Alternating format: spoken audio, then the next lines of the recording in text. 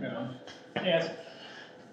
Let me just pray again, please. Father, thank you for this beautiful day, Lord. Thank you that we're here today. Please, please help me, Lord, to relay your message, Father, to understand this script that we're reading, Lord, and live it out practically in our lives, Father. In Jesus' name, pray, amen. Amen. All right.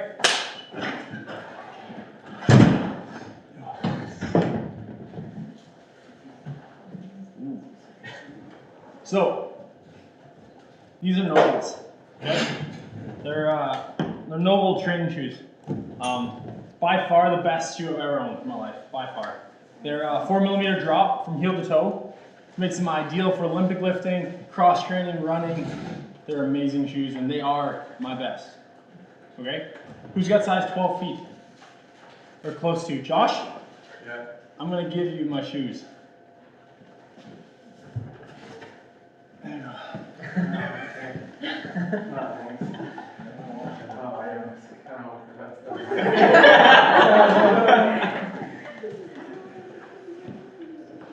All right, that's all I got. Just kidding. Did I or did I not give Josh my shoes? I said I was going to tell him, and did I? Yeah. Those are my shoes, right? So what's wrong with it though? These are my best. Those are my stinky old running shoes, right? What are you giving God? Exodus 12:5 says, "Your lamb shall be without blemish, a male of the first year. You may take it from the sheep or from the goats." You see, the firstborn back in the day was more than just like, you don't get the hand-me-down clothing, you don't give me a hand-me-down bike.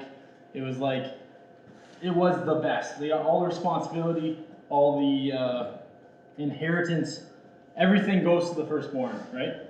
So right in this text, when we're talking about giving the Lord our best, we're talking about the firstborn being the best. Just like these shoes are my best.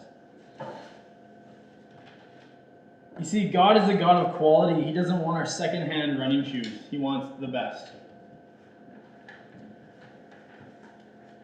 In the service of God, we want top-notch quality. Have you ever went out to buy something and you cheap out in the end? You know what you wanted to buy, you know what you needed to buy, and you don't want to spend the money and you cheap out and you buy just not the best top quality. And then what happens? It breaks and you end up having to go back and buy what you were going to buy in the first place. I got a lot of stories, but I'm going to just go with it. So I'm a bow hunter. I love archery. I love bow hunting. And I got started from last year. I was out bow hunting on day one of a 10-day elk hunting trip, and I went out and bought a HHE Optimizer Light Ultra single pin sight. Actually, my wife bought it for me for my birthday. I ordered it. She gave it to me. So I wanted the Spot Hog 3-pin fast steady sight. It's got 3 multiple pins. It is like the best right now. Like, it is an amazing sight, but I cheaped out. I was like, nah, don't need to do it. Anyways, day one, I get out and I get full draw on a nice 3-point buck, like this beautiful buck, big old antlers, and it's walking away from me and its butt's facing me. So my only option is like a Texas hard shot, they say. Basically, you shoot it in the butt and it comes out the front. I wasn't gonna do that because that's disgusting. It makes a mess. So he kept walking away from me, so I had to draw down and reset, and then by the time I drew back, he turned broadside and then ran away. So I didn't spend the money, I didn't get the best. I cheaped out, or I got second-rate quality, and what happened? I missed out big time. So, I know it's a long shot, but now the service of the Lord can kind of be like that sometimes. So, when we're serving the Lord, when we're coming to camp, we're here right now, right? You're doing your part. But what are you bringing to the Lord, right? Are we bringing the top-notch quality, the best thing we have, or we're bringing our stinking running shoes? 1 Kings 17:76. 1 Kings 17:76. And it happened after a while, the brook dried up, because there had been no rain in the land. Then the word of the Lord came to him, saying, "Arise, go to Zephyrath, which belongs to Sidon, and dwell there. See, I have commanded a widow there to provide for you. So he arose and went to Zarephath. And when he came to the gate of the city, indeed a widow was there gathering sticks. And he called to her and said, Please bring me a little water in a cup, that I may drink. And as she was going to get it, he called her and said, Please bring me a morsel of bread in your hand. So she said, As the Lord your God lives, I do not have bread, only a handful of flour in a bin, and a little oil in a jar. And see, I am gathering a couple sticks, that I may go and prepare it for me, for myself and my son, that we may eat it and die. And Elijah said to her, Do not fear, go and do as you have said, but make me a small cake from it, and bring it to me. And after, make some for yourself and your son. For thus says the Lord of Israel, The bin of flour shall not be used up, nor shall the jar of oil run dry, until the day the Lord sends rain on earth. So she went away and did according to the word of Elijah. And she and he and her household ate for many days. The bin of flour was not used up, nor did the jar of oil run dry, according to the word of the Lord which he spoke by Elijah. So that was a lot of text there. But right off the bat, what do we see first? Well, as pointed out to me, some people take this verse way out of context. And when I think of that, I automatically think of like a big-time TV evangelist that's like, I know you have nothing left, but send in your money and you're going to receive tenfold, right? And we know that's not what this verse is saying. For this very reason right here, Arise, go to Zephyrath, which belongs to Sidon, and dwell there. See, I have commanded a widow there to provide for you. So already the widow knew that Elijah, or knew someone was coming, right? It wasn't just give your last bit over the phone. Anyways, moving on. And Elijah asks, and here we see, and as she was going to get it, he called to her, Please bring me a morsel of bread in your hand. And the widow responds, As the Lord your God lives, I do not have bread, only a handful of flour in a bin, and a little oil in a jar. And see, I'm gathering a couple sticks up, that I may go ahead, prepare it for myself and my son, that we may eat and die. So, it's not too far of a grasp or of something to look at. Is we knew that the Lord already told her that she's going to go there and provide. So then all of a sudden he shows up and asks for it. So it's not too far stretched to say that she either had, maybe there's a little bit of lack of doubt there, or possibly she was testing to see how he replies, because she's already been told, right? And what does Elijah respond? Elijah said to her, Do not fear, go and do what you have said, but make me a small cake from it first and bring it to me.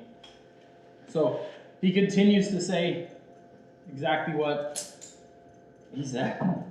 And then I love this. So how does she respond? How does the widow respond? So she's a little unsure. She's a little doubtful. She knows the Lord asked her to do this. He proves it to her by saying, Hey, I'm sending you to do this, and this is great. What does she say? Nothing. She just goes and obeys. She does it, right? So she's not a Jewish woman. She's a Gentile. And the Lord comes to her and tells her to do this, and she just does it. Unless I'm wrong on that, then Trevor's going to call me out. I'm pretty sure I'm right. So we see her respond by obeying the Lord. And what happens after she obeys? She gets her blessed. So you see that her blessing was in her obeying the Lord.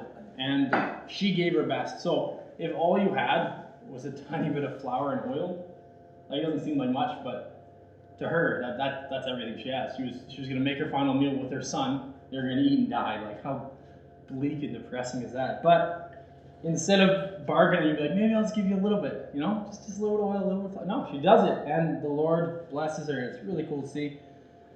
Are you giving the Lord your best? Are you? Like, I know you're here. Thank you so much, by the way, for being here. But what are you giving out there? So in this scenario with the kids, Are you giving your best? I don't know. I'm just asking the question. Are you giving the Lord your stinky shoes?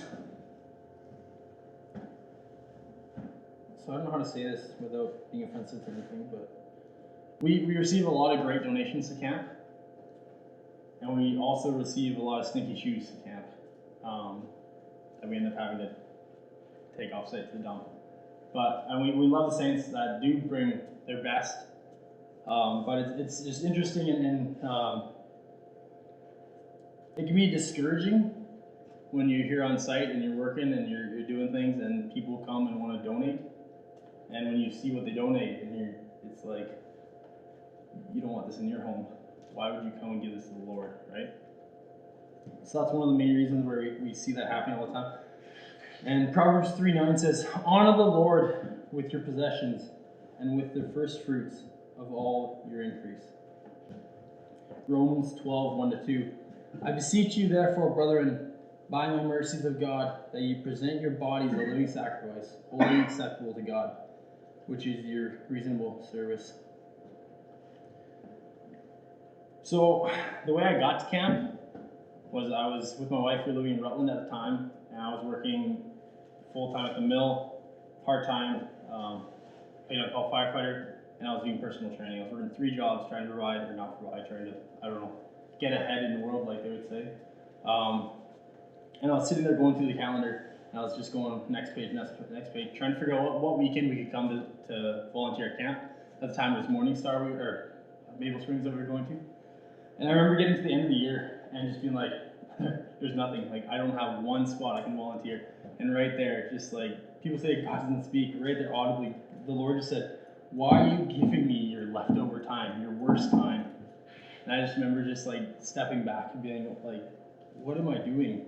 I was not giving the Lord my best time. And right there, Romans 12:2-1, I beseech you therefore, brethren, by the mercies of God, that you present your bodies a living sacrifice, holy and acceptable to God, which is your reasonable service. When it comes to, if it's donations, if it's financial, if it's money, if it's yourselves, your body, a living sacrifice, we need to check our hearts. I know I do. I don't know about you guys, but I need to check my heart. Even when I'm here at camp, it's so easy. You're working with all these people. You get drained. It's emotionally draining. It's physically draining. It's taxing. And it's really easy to kind of go back up on autopilot and just kind of check out for a bit. But we know the Lord wants your best. He doesn't want half-hearted. He wants it fully. Luke 21:1. And he looked up and saw the rich putting their gifts into a treasury. And he saw also a certain poor widow putting in 2 mites. So he said, truly I say to you that this poor widow has put in more than all. For all these out of their abundance have put in offerings for God. But she out of her poverty put in all her livelihood that she had. This is really beautiful. The Lord's, just like in the Old Testament, where we could bring either an ox, or if you couldn't afford that, you could bring a goat or a sheep, and then it goes all the way down to doves, all the way down until it's just a cake, a fine floured cake, right? The Lord, it doesn't matter where you are, financially or physically, the Lord's made a way for us to serve and to bring our best to God.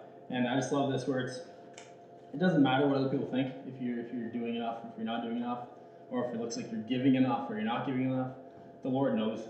And all we gotta do is put our head down and truly in your heart give your best for God.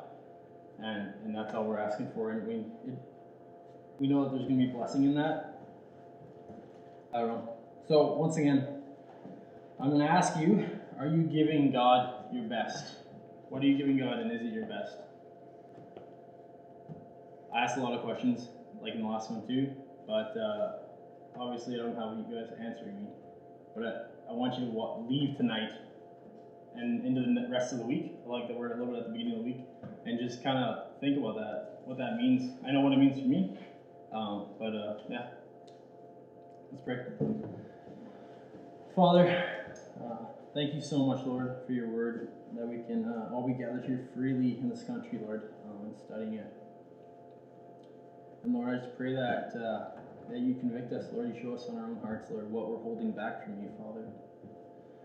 We know that, like I said, you're a God of quality, and you want our best, Lord, and you deserve our best, and that's it. So, Father, please show us what that looks like for the rest of the week as we're serving with you.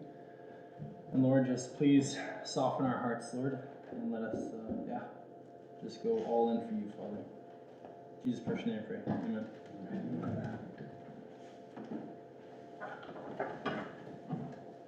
That was 15 minutes. It was awesome.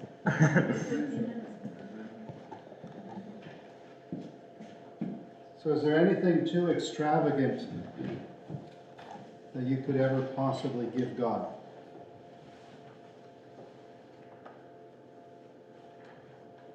Something so expensive, something so fancy, something so high-tech, something so ancient and treasured that it would be too much for God to handle?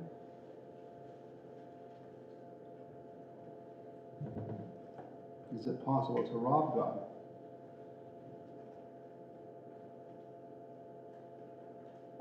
So there's this story of Martha, and maybe you remember it. She anointed, she took a 300 days' wages, and she anointed Jesus, and Judas said, "What a waste of money this is."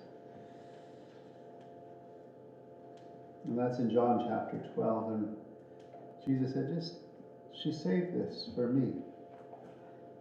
The day before, her brother died, and she saved it for the Lord. Was that too extravagant? Was that too much of a sacrifice to make? But sometimes we probably could never ever give anything too extravagant to the Lord. Nothing's too extravagant for Him. Might be outrageous or outlandish, but it would never be too extravagant.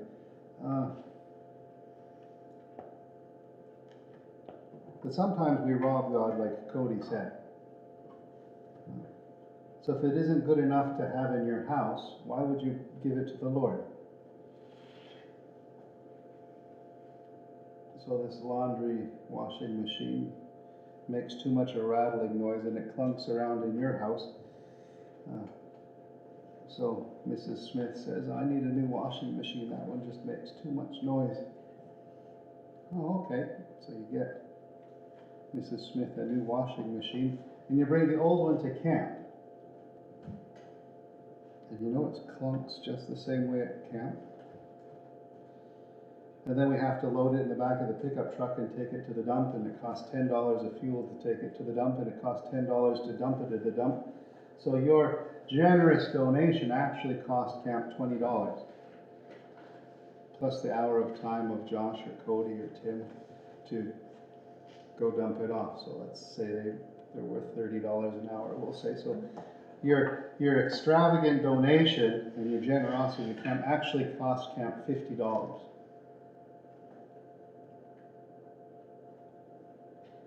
And it happens. I have a friend who's a missionary in Africa, and they'd send these big container boxes, and they'd have to pay the duty to get the stuff out of the container boxes.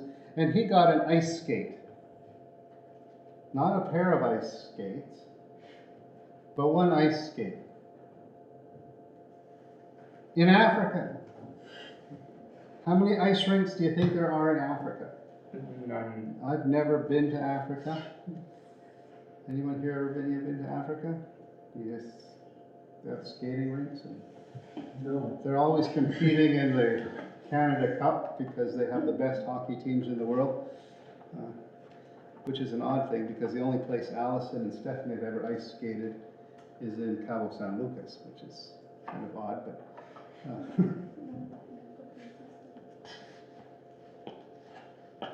but it costs them money to pay the taxes to get out something that's completely useless. Used tea bags. Some person decided, well, they can still use this and get a little bit of tea out of it, so they'd send used tea bags. It wasn't good enough for them to drink another cup of tea out of it, but it's good enough to send the missionaries. You see that sort of twistedness in it? It's not good enough for my house, but it's good enough for the Lord. And the Lord talks about that in the book of Malachi. How did we rob you? Well, you robbed big time. And so, and that's just with physical things. How much do we rob him with our intellectual things? 5 hours a day at school, learning math, social studies, geography. Who knows where Zarephath is?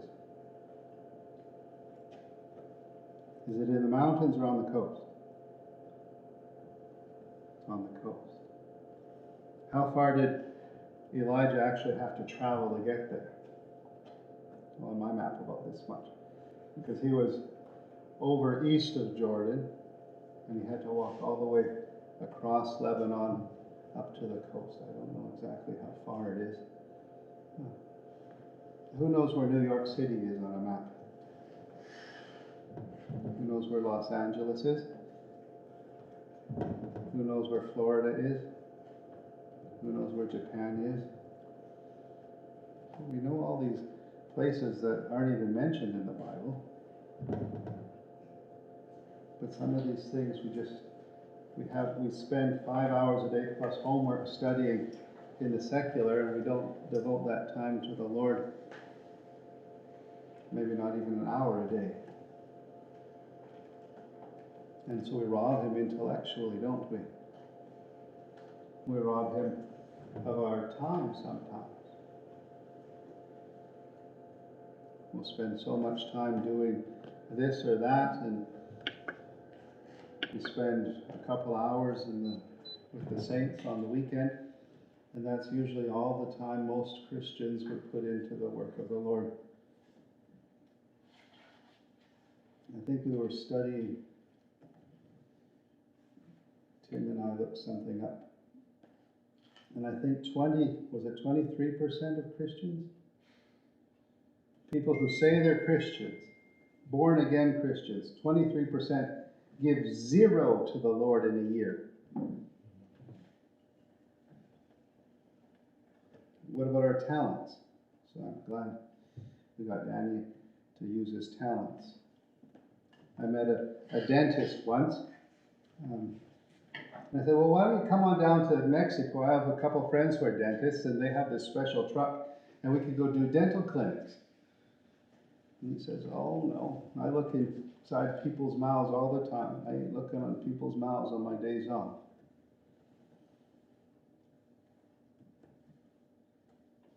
He wasn't going to use his talents for the Lord.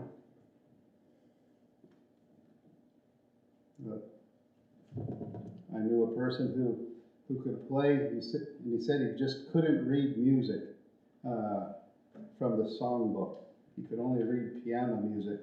He's quite an accomplished pianist, but he never ever played for the Lord, ever. 30 years old, been doing concerts, and he never ever played for the Lord. That's robbing the Lord, isn't it? That's giving the world your best, and the Lord's getting second best, or third best, or maybe even nothing at all. And our prayer for you all is that that never happens. That the Lord's getting the best he can from you. And not because he demands it. He is worthy of it. And he commands our best. But because you want to give him the best. Because there's something special about him that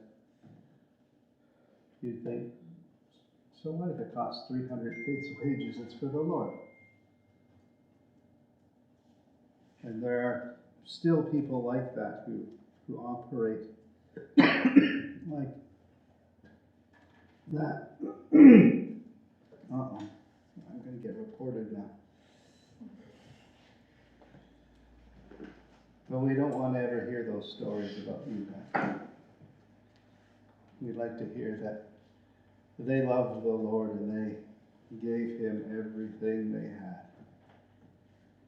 They gave the very best because nothing was too good for the Lord. It gets harder and harder to do as you get older if you don't learn it when you're younger. And it gets harder and harder, I'm going to say this, to love the Lord when you don't start at an early age in your Christian life. But if you start early loving the Lord with everything you have, it's a lot easier the more you live it.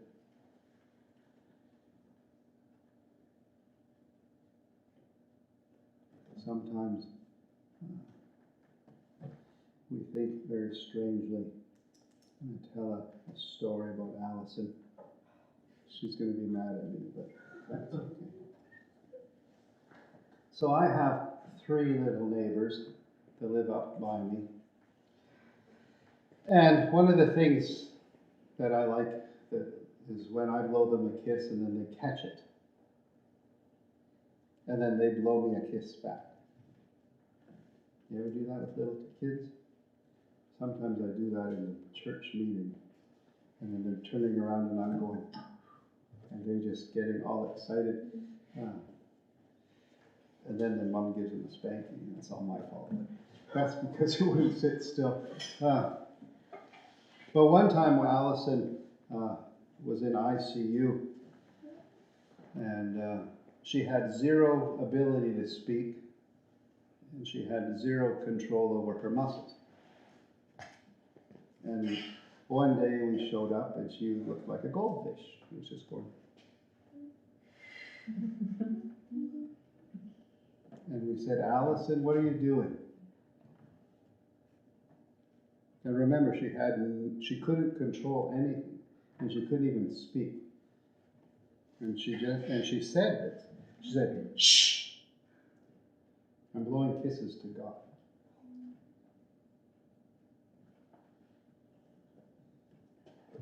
That's how close his presence was to her. Is that closeness and that love for the Lord in our hearts. That we would do silly things like blow kisses at him just because we love him. That we give him our very best just because we love him. No other reason. Cody read, he deserves the first fruits.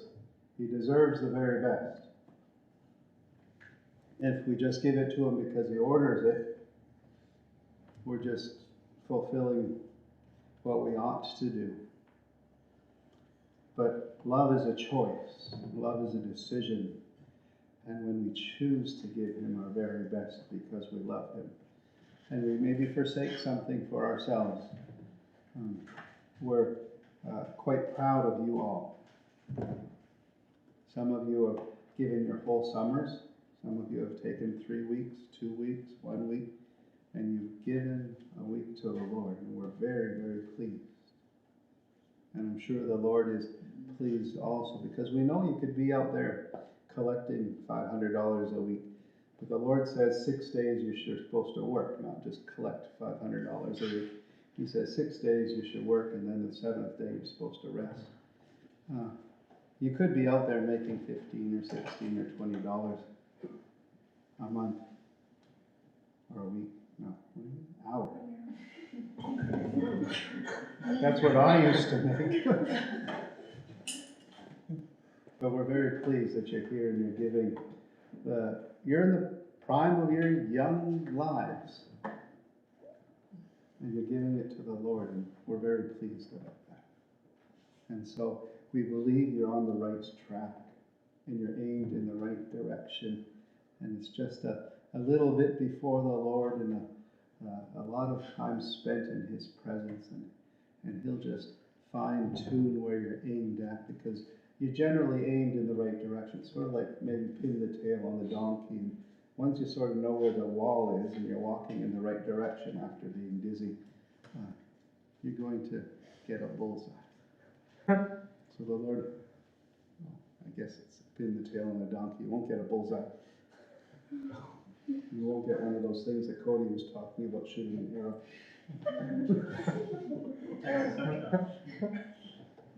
But anyways, we are very pleased, and we're sure the Lord is pleased with you giving this part of your summer. Anything else tonight, Josh?